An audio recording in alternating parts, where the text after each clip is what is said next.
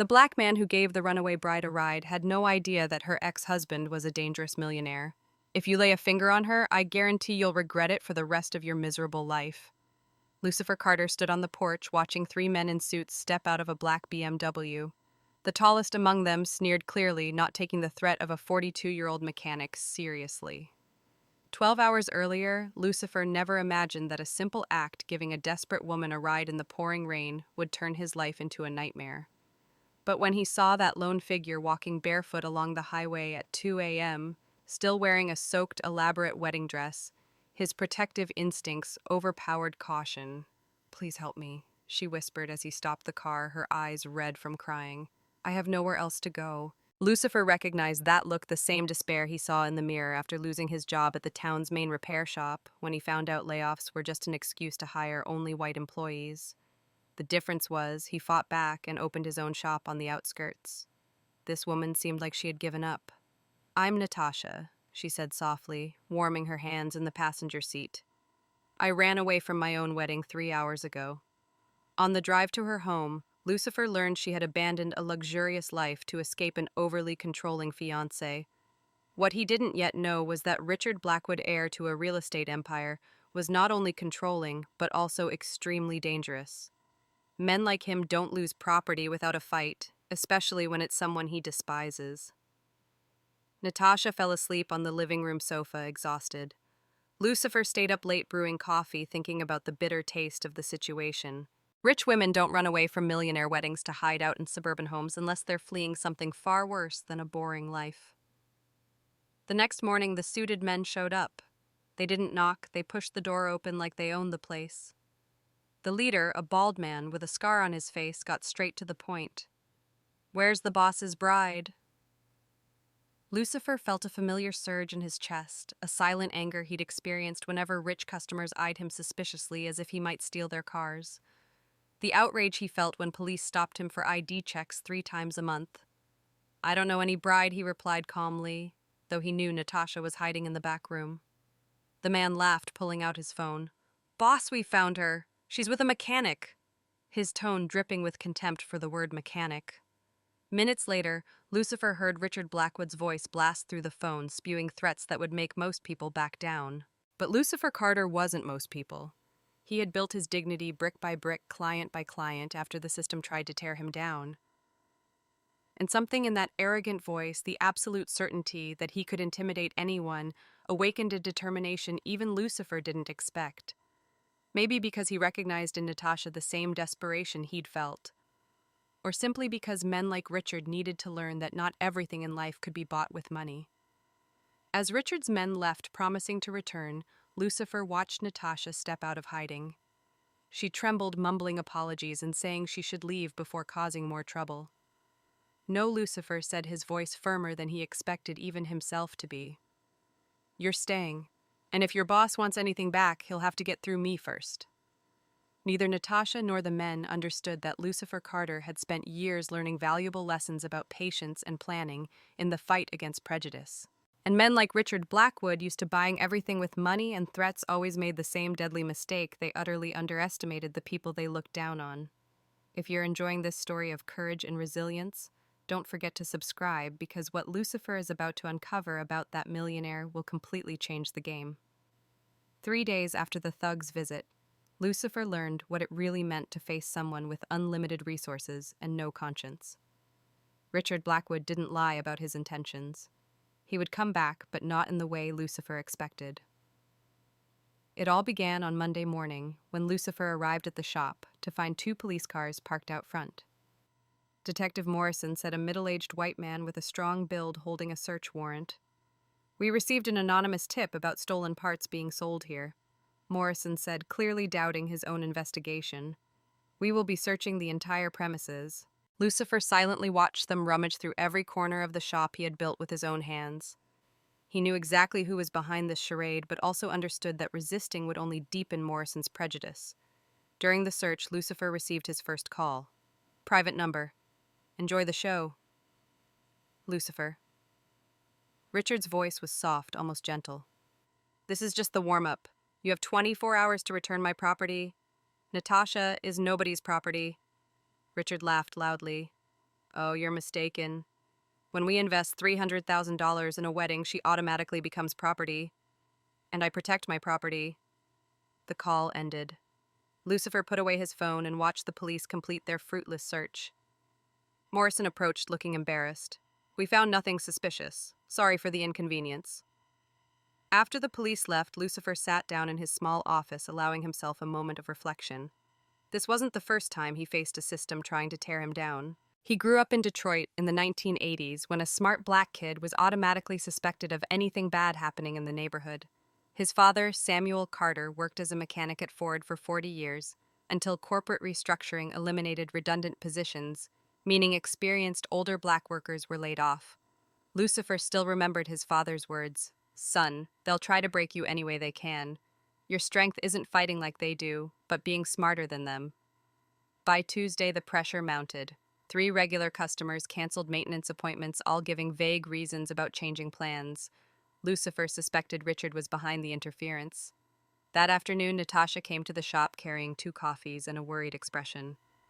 "Lucifer, maybe I should leave. I don't want you to lose your job because of me." He took the coffee, studying her face carefully. Natasha had spent the past few days helping the shop's accountant organizing files and showing impressive math skills, not the spoiled rich girl image Richard might have painted. "Tell me about him," Lucifer said simply. Natasha sat down in the chair beside him, staring out the dusty window. "Richard controls everything with money. When we dated, he paid the bills, the rent, the car. I thought it was generosity, but it wasn't. It was an investment. Every gift had strings attached. Every benefit came with compounded interest." She gave a bitter laugh. "When I started doubting his decisions about our life, he just cut off my credit cards, said he was helping me understand priorities." Lucifer nodded. He knew that kind of control all too well. But what scared me most was how he treated people. He looked down on employees, waiters, anyone he couldn't buy off. Natasha looked directly at Lucifer. She said he saw those people as problems to manage, not human beings. By Wednesday, things escalated further. When Lucifer arrived at the shop, he got an unpleasant shock. The landlord, Mr. Williams, was there with 2 men in suits. "Lucifer, I need to talk to you about the rent." Mr. Williams was the elderly man who had rented the space to Lucifer for 5 years without incident. Now he avoided Lucifer's eyes. "I've received a very generous offer for this building. I'll have to ask you to move out before the end of the month." One of the 2 men stepped forward and handed him a business card. "Blackwood Properties. We're happy to assist you with the relocation process." Lucifer slipped the card into his pocket without looking. "How much is he offering? Double market price?" Williams whispered. "I can't refuse." After they left, Lucifer sat at his workbench and analyzed the situation. Richard was playing a carefully calculated game of chess. First, ruin his reputation with fake investigations. Second, sabotage his customers. Third, take away his workplace. It was a strategy Lucifer recognized exactly how large corporations had crushed small black business owners his entire life. But Richard had made a fundamental mistake. He assumed Lucifer was just another obstacle to be removed with money and pressure. What the millionaire didn't know was that Lucifer Carter had spent his whole life studying people like him, understanding how they think, how they operate. More importantly, Lucifer had learned to record and archive everything. That night, while Natasha slept on the sofa, Lucifer booted up his computer and began digging. Richard Blackwood, the heir to a real estate empire, son of a family who built their wealth on shady government contracts dating back to the 1960s.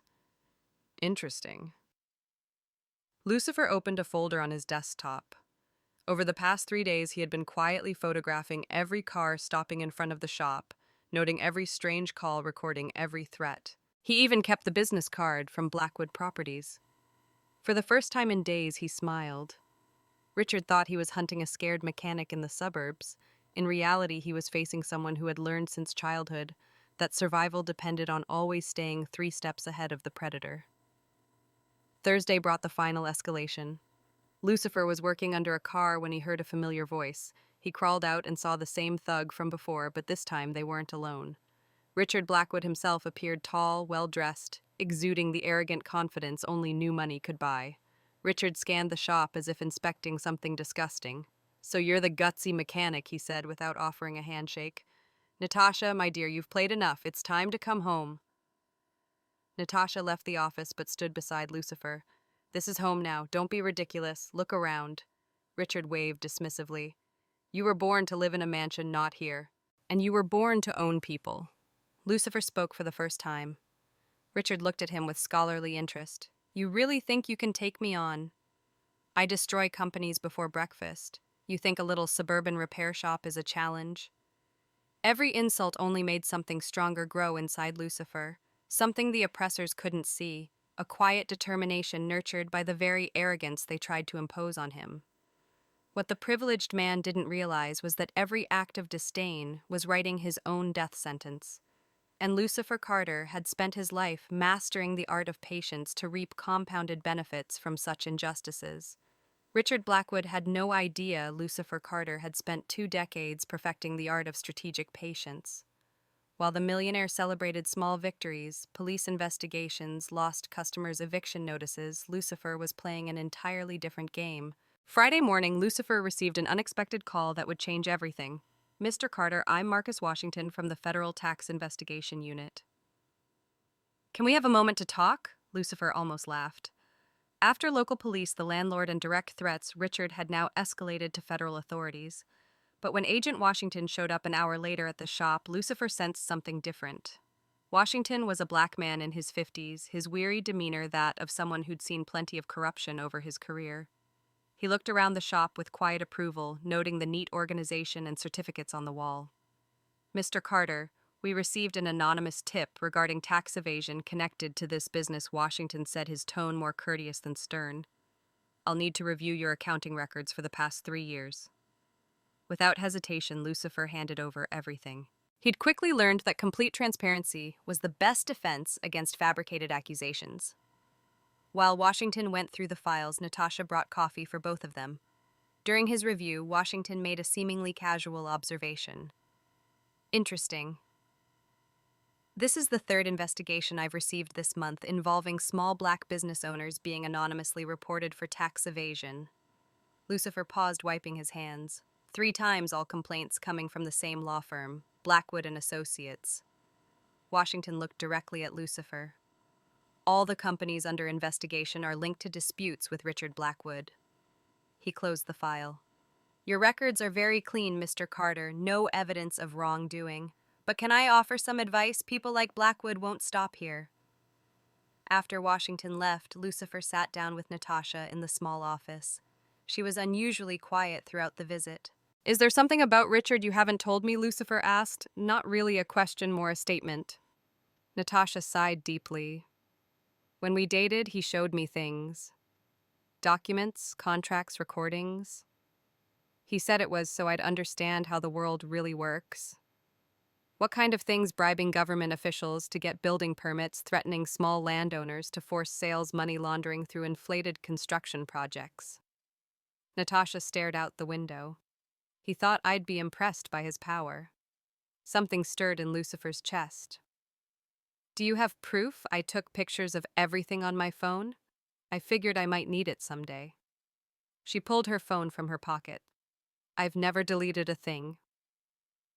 Over the next 2 hours, Lucifer reviewed dozens of photos Natasha had secretly taken, fraudulent contracts, illegal payment spreadsheets, damaging messages between Richard and local politicians.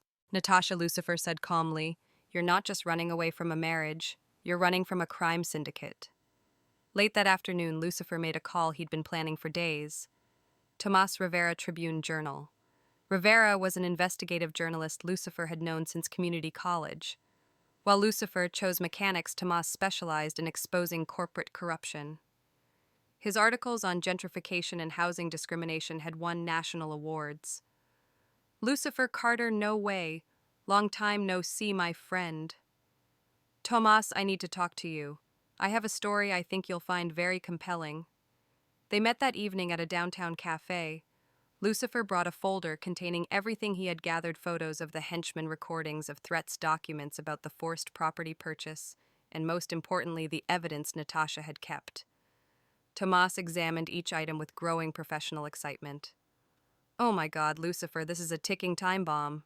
Blackwood's been involved in urban corruption for years, but we never had concrete proof. Now you've got more than that. With this evidence, I can connect the dots we've been investigating separately for months. Tomas held up a photo showing Richard handing an envelope to a city council member who had approved 3 of Blackwood's zoning-violating projects. Lucifer leaned forward. How long do you need to write the piece? A week, maybe 2, if you want to be thorough. Tomas paused, studying Lucifer's face. But you need to know publishing this will put a target on your back. He's got expensive lawyers and friends in high places. Then the article has to be airtight.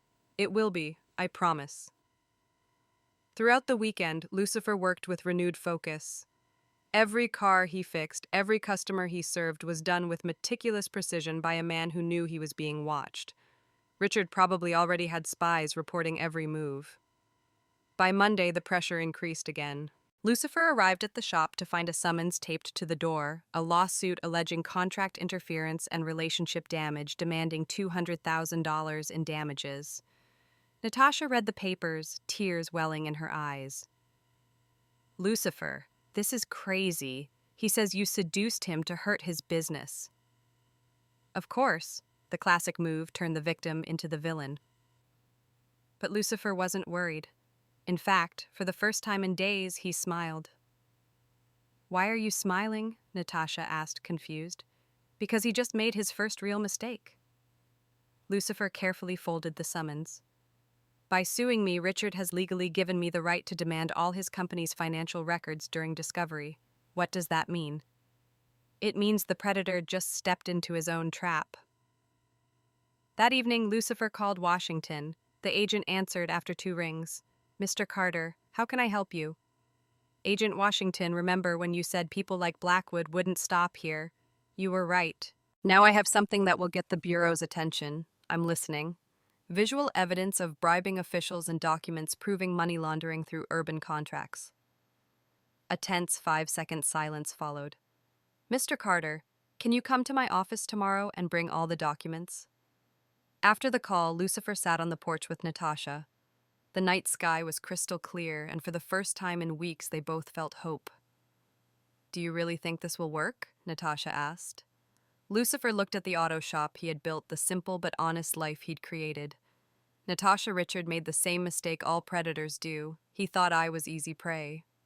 And you, Lucifer smiled, remembering his father's lesson about outsmarting oppressors. He'll learn there are prey who become hunters. The next morning, Lucifer woke with an unusual calm. He had endured weeks of torment at the hands of a man who saw people as assets to be bought, sold, or discarded. Today, finally, he was about to begin showing Richard Blackwood that some targets were far more dangerous than they appeared.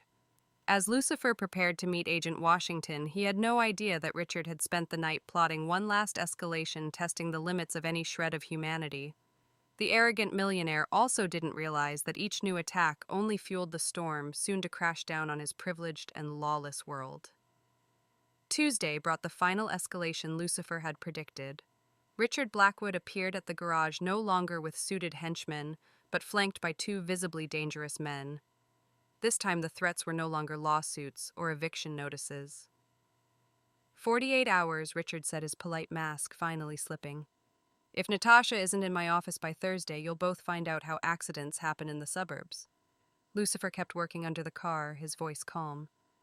I understand your threat.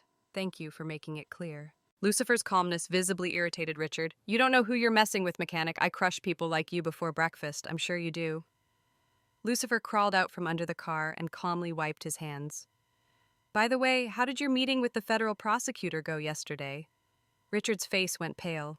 What are you talking about? Agent Washington is very effective, especially now that he has visual evidence of bribery and money laundering. Richard forced a laugh, but it was strained. What evidence? You're lying. Lucifer pulled out his phone and showed him one of the photos Natasha had taken, Richard handing an envelope to Councilman Morrison. Natasha had documented everything for 2 years, every bribe, every threat, every scheme. The silence that followed was broken only by the ringing of Richard's phone. He answered with a visibly trembling hand. Mr. Blackwood, this is Thomas Rivera from the Tribune Journal. I'd like to discuss the article about urban corruption scheduled for publication tomorrow. Richard abruptly hung up, but the phone rang again immediately. Richard Blackwood, FBI. You need to come with us for questioning regarding urban contract violations. Lucifer watched the man who had terrorized Natasha's life for weeks finally begin to grasp the scale of his defeat. The henchman silently backed away, clearly wanting no part in the federal investigation. "No way," Richard muttered to himself. "I control all her communications. I approve every document. You only control what she lets you see." Natasha appeared at the office door. "I photographed everything you showed me, plus all the things you tried to hide." Richard looked at her with a mix of hatred and genuine panic. "You don't know what you've done. I have connections, expensive lawyers who won't be able to help you when the IRS freezes all your accounts this afternoon," Lucifer interrupted, glancing at his watch. Agent Washington was very clear on the procedure. Richard's phone rang a third time. This time it was clearly his secretary, judging by the desperate tone in his voice. "What do you mean accounts are frozen?" Since when his voice rose 2 octaves. "And all the city contracts have been canceled. All of them." Lucifer stepped closer as Richard ended the call, visibly panicked. "Do you know the difference between you and me?" Richard Lucifer said calmly. "You always thought I was just an obstacle to remove. I spent weeks studying exactly how people like you operate. Studying what patients' documentation, and most importantly, how predators get so cocky they make fatal mistakes." Lucifer laughed for the first time in weeks, as if directly threatening the federal witnesses. Richard realized too late that the entire conversation had been recorded by the phone Lucifer had quietly kept running in his pocket.